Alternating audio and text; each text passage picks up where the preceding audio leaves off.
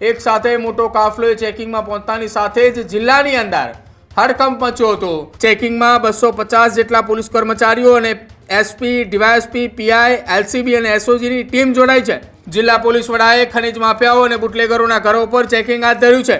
અચાનક જ પીજીવીસીએલની રેડ કરવામાં આવી હતી। પીજીવીસીએલની સાથે જિલ્લા પોલીસ વડા, ડીવાયએસપી, એસપી, પીઆઈ અને પીએસઆઈ કક્ષાના અધિકારીઓની સાથે સાથે એલસીબી અને એસઓજીની ટીમ પણ મોડી રાત્રે ચેકિંગમાં નીકળી હતી।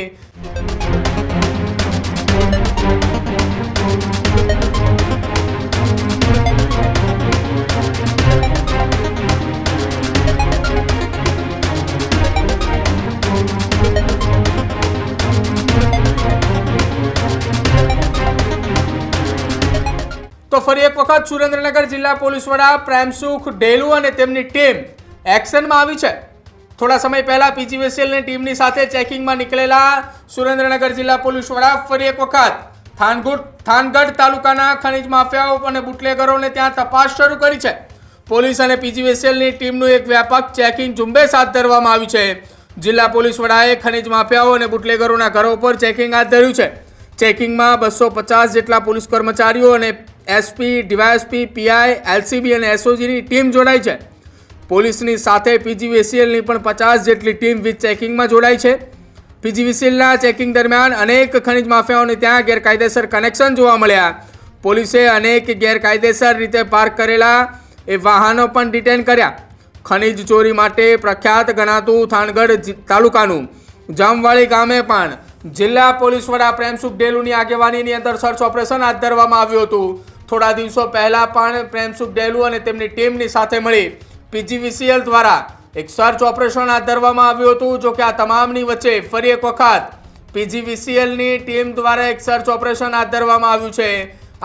એ સર્ચ ઓપરેશન મોડી સાંજે શરૂ કરવામાં આવ્યું હતું અને રાત્રિના મોડા સમય સુધી આ સર્ચ ઓપરેશન હાથ ધરાયું હતું કે જ્યાં ખનીજ માફિયાઓ અને બુટલેગરો જો તેમના નિવાસ સ્થાને મળે છે તો તેમની સામે પણ કાર્યવાહી કરવા માટેની તૈયારી હાથ ધરવામાં આવી હતી। જો કે ભૂતકાળની અંદર પ્રેમસુખ ડેલુએ કાર્યવાહી કરતાની સાથે જ ક્ષત્રિય સમાજની અંદર આક્રોશ જોવા મળ્યો હતો। ક્ષત્રિય સમાજના આગેવાનોએ પ્રેમસુખ ડેલુની કાર્યવાહીની સામે મેદાને આવ્યા હતા। જો કે તમામની વચ્ચે ફરી એક વખત થાનગઢ તાલુકાની અંદર ખનીજ માફિયાઓ અને બુટલેગરોના નિવાસસ્થાનો ઉપર અચાનક જ પીજીવીસીએલની રેડ કરવામાં આવી હતી। પીજીવીસીએલની સાથે જિલ્લા પોલીસ વડા, ડીવાયએસપી, એસપી, પીઆઈ અને પીએસઆઈ કક્ષાના અધિકારીઓની સાથે સાથે એલસીબી અને એસઓજીની ટીમ પણ મોડી રાત્રે ચેકિંગમાં નીકળી હતી। એક સાથે મોટો કાફલો ચેકિંગમાં પહોંચતાની સાથે જ જિલ્લાની અંદર હડકંપ મચ્યો હતો। જો કે આ ચેકિંગને લઈને જિલ્લા પોલીસ વડા પ્રેમસુખ ડેલુએ શું કહ્યું સાંભળો।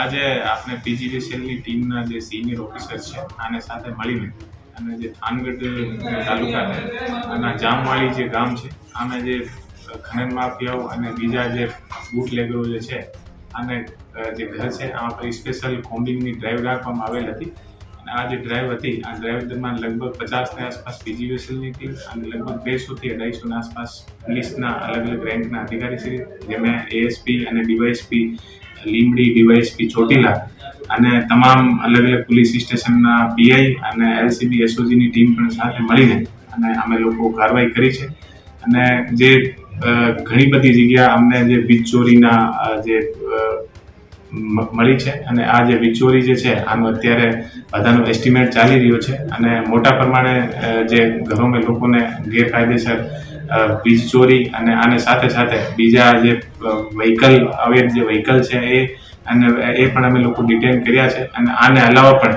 બીજી જે પબ્લિકમાં જે ન્યુસેન્સ ફેલાવવા જે બીજા જે લોકલ જે બદમાશ જે તત્વ છે આ લોકો પર પણ પોલીસ દ્વારા અલગ અલગ જગ્યાએ જઈને આ કામગીરી કરવામાં આવેલ છે અને ફ્યુચરમાં પણ એવી રીતે અલગ અલગ જગ્યાએ કામગીરી થશે।